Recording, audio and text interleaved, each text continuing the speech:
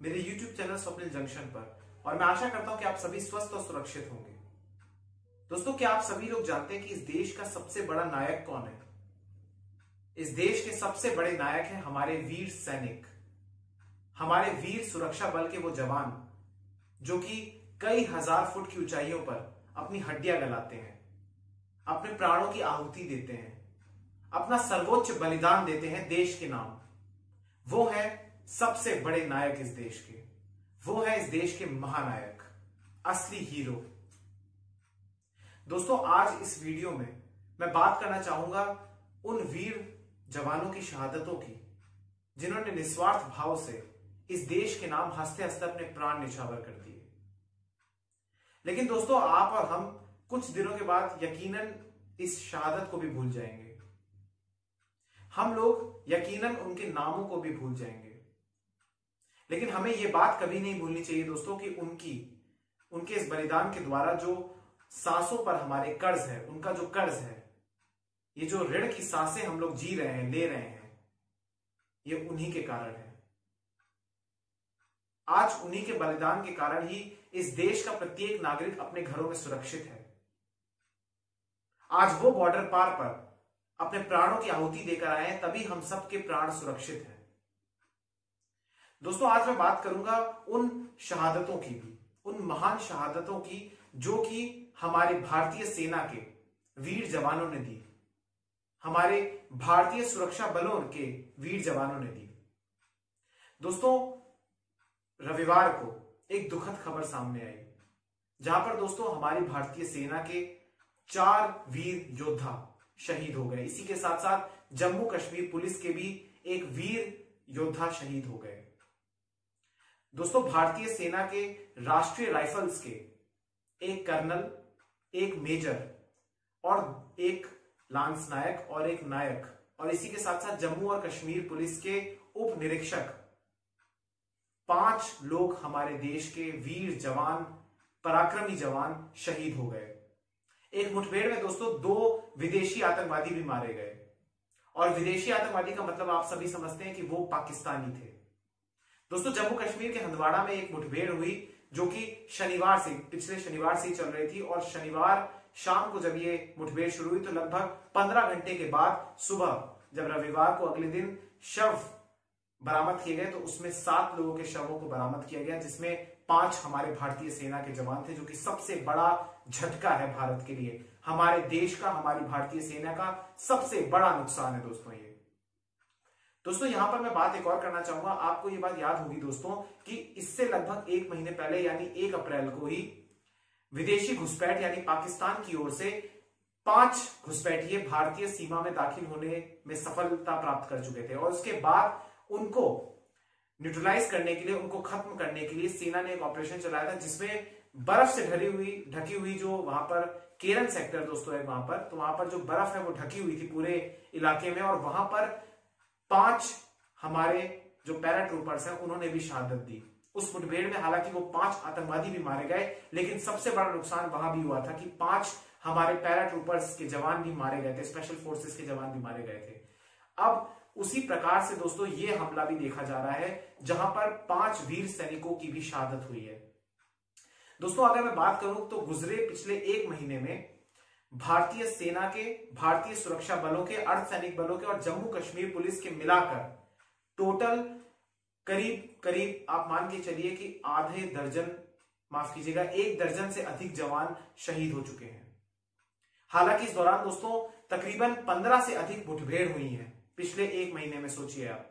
और उस दौरान 30 से अधिक आतंकवादी मारे गए हैं। ये एक सफलता भी है दोस्तों, लेकिन सबसे बड़ा नुकसान ये हुआ कि भारत की सेना, भारतीय सुरक्षा बलों की जो वीर जवान है उनका बलिदान हुआ दोस्तों। लेकिन उन सबसे पहले मैं आपको एक बात और बताना चाहता हूं।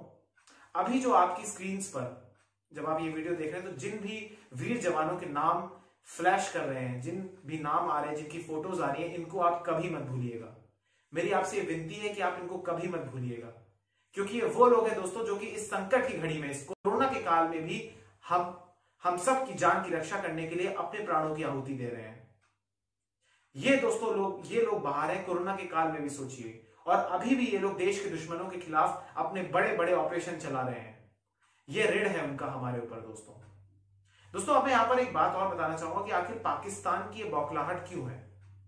दोस्तों आपने मैं कहूंगा पिछले 2 महीनों से आप ये पढ़ रहे होंगे दोस्तों कि साथ ही साथ आप एक जगह पढ़ रहे होंगे कि कोरोना की खबरें, कोरोना के कारण कौन कौन से बड़े बड़े नुकसान हो रहे हैं, कोरोना का प्रकोप किस तरीके से फैल रहा है, इसकी खबरें भी आप पढ़ रहे होंगे। लेकिन इसी के साथ आप दूसरी साइड पर साइड बाय साइड ये खबरें भी पढ़ रहे होंगे दोस्तों कि लगातार पाकिस्तान की ओर से सीज फायर का उल्लंघन किया जा रहा है, लगातार सीमा पार से फायरिंग की जा रही है। आखिर दोस्तों इसका कारण क्या है? इसका कारण मैं आपको बताता हूं दोस्तों। सबसे पहले इसका कारण यह है दोस्तों कि जब से पिछले साल 5 अगस्त के बाद से, जब से घाटी जम्मू कश्मीर से अनुच्छेद 370 को हटाया गया, तब से पाकिस्तान बौखला गया है। किसी भी वैश्विक संगठन में पाकिस्तान की बात नहीं सुनी जा रही है। उसके सारे हथकंडे और प्रोपेगेंडे भारत के खिलाफ, कश्मीर के खिलाफ जो वो दुष्प्रचार फैलाता था, वो सब असफल साबित हुए हैं। इसी कारण पाकिस्तान लगातार आतंकी घुसपैठ करवाकर भारत को परेशान करने की, भारत को घायल करने की फिराक में लगा रहता है और उसमें वो सफल भी हो रहा है। इसके बाद दोस्तों मैं एक और बात कहना चाहूंगा दोस्तों, पाकिस्तान के पास सीमित संसाधन है। पाकिस्तान की सेना इतनी आधुनिक नहीं है, पाकिस्तान के सैनिक इतने वीर नहीं है, पाकिस्तान की सेना सबसे बड़ी कायर है। पाकिस्तान इस बात को भली भांति जानता है दोस्तों कि वो भारत से सीधी वॉर, पारंपरिक युद्ध नहीं लड़ सकता है। इसीलिए पाकिस्तान लगातार छद्म युद्ध के इस्तेमाल से, यानी प्रॉक्सी वॉर के थ्रू, छद्म युद्ध जिसको कहते हैं, यानी पीठ पीछे वार करना और अपने सैनिकों को ना आगे भेजकर जो वहां पर गरीब लोग हैं, जो आतंकवादी हैं, जो गरीब लोग हैं जिनका ब्रेन वॉश किया जाता है, उनको आगे भेजा जाता है जिससे उनके सैनिक सुरक्षित रहें और ये जो गरीब लोग हैं उनको चंद लालच देके, उनका ब्रेन वॉश करके उनको भारत की सीमा में दाखिल किया जाए ताकि भारतीय सेना को, भारतीय सुरक्षा बलों को नुकसान पहुंचाया जा सके। पाकिस्तान दोस्तों ये बात भली भांति जानता है कि यदि वो पारंपरिक युद्ध में भारत के सामने आया तो वही होगा जो पिछले 4 बार से हुआ है, चाहे वो 47 में हुआ हो, चाहे वो 65-62 में हुआ हो, चाहे वो 71 में हुआ हो या फिर 99 में हुआ हो। हर बार पाकिस्तान को मुंह की खानी पड़ी है, हर बार पाकिस्तान को बुरी तरीके से पराजित होना पड़ा है। इसीलिए पाकिस्तान ने 1990 से ये टेक्निक अपनाई है दोस्तों, ये स्ट्रेटेजी उन्होंने अपनाई है, रणनीति उन्होंने अपनाई है कि वो भारत को 1000 कट्स के साथ ब्लीड करेगा। उनके ये सिद्धांत हैं कि भारत को 1000 कट्स के द्वारा भारत का खून निकाला जाए और उसमें पाकिस्तान के सैनिक कभी भी फ्रंट लाइन पर नहीं आते हैं। वो इसी प्रकार के इन कायर आतंकवादियों को भेजते हैं जो कि हमारे वीर सैनिकों पर धोखे से वार करते हैं। दोस्तों इसी के साथ साथ पिछले 48 घंटों में एक और दुखद खबर सामने आई इसी जम्मू कश्मीर के हंदवाड़ा से।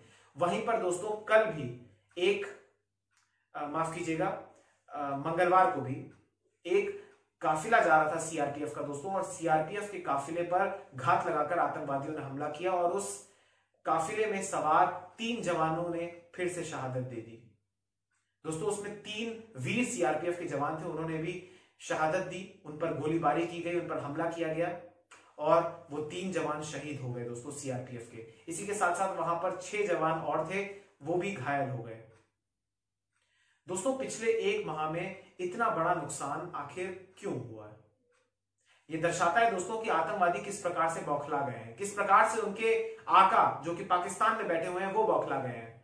दोस्तों पाकिस्तान भारत के मुकाबले क्षेत्रफल में 7 गुना छोटा है और कोरोना काल में जहां एक और भारत की लड़ाई कोरोना के विरुद्ध भी है, तो वहीं पाकिस्तान भी कोरोना के संकट से जूझ रहा है और पाकिस्तान में जबकि उसका क्षेत्रफल 7 गुना छोटा है भारत से, उसकी आबादी भी भारत के लगभग 7 गुना है, 7 गुना कम है, लेकिन वहां पर केसेस की संख्या भारत के मुकाबले सिर्फ आधी है दोस्तों। तो यहां पर पाकिस्तान अपनी स्ट्रेटेजीज आतंकवाद को बढ़ावा देने में लगा रहा है, अपने संसाधनों को, अपने धन को आतंकवाद के खिलाफ, आतंकवाद को प्रायोजित करने में लगा रहा है, ना कि अपने आप कोरोना के रोकने के खिलाफ। दोस्तों ये शहादतें आखिर कब तक होंगी, ये सवाल मैं आज इस वीडियो के माध्यम से उठाना चाहता हूं। दोस्तों हर बार वो वीर सैनिक शहीद हो जाते हैं और मैं आपको क्या बोलूं कि दोस्तों कुछ ऐसी तस्वीरें मैंने देखी, आप भी देखेंगे तो यकीनन आप भी भावुक हो जाएंगे दोस्तों। उनके परिवार वाले कितने ज्यादा, मैं कहूंगा कितने वीर है, उनको एक सल्यूट करता हूं दोस्तों इस वीडियो के माध्यम से। धन्य है वो माताएं जिन्होंने ऐसे वीर सपूतों को जन्म दिया, धन्य है वो पत्नियां जिनके ऐसे वीर पति हैं, धन्य है वो बहन जिनके ऐसे वीर भाई हैं, धन्य है वो पिता जिनके ऐसे वीर बेटे हैं, धन्य है वो भाई जिनके ऐसे वीर भाई हैं। दोस्तों धन्य है वो बच्चे भी जिनके ऐसे वीर और शौर्य से भरपूर पिता थे। दोस्तों ये वीर सैनिक जब शहादत देते हैं तो इनके पीछे इनका एक परिवार हो जाता है और उस परिवार की सारी उम्मीदें खत्म हो जाती हैं। दोस्तों एक वीर सैनिक निस्वार्थ भाव से मां भारती की रक्षा के लिए, भारत देश के नागरिकों की रक्षा के लिए अपना प्राणों की खुशी खुशी आहुति दे देते हैं। और हमारे देश में दोस्तों कल ऐसी तस्वीरें सामने आई जहां पर लोग शराब के नशे में चूर थे। अरे मैं उनसे यह विनती करता हूं कि आप देशभक्ति के नशे में चूर हो।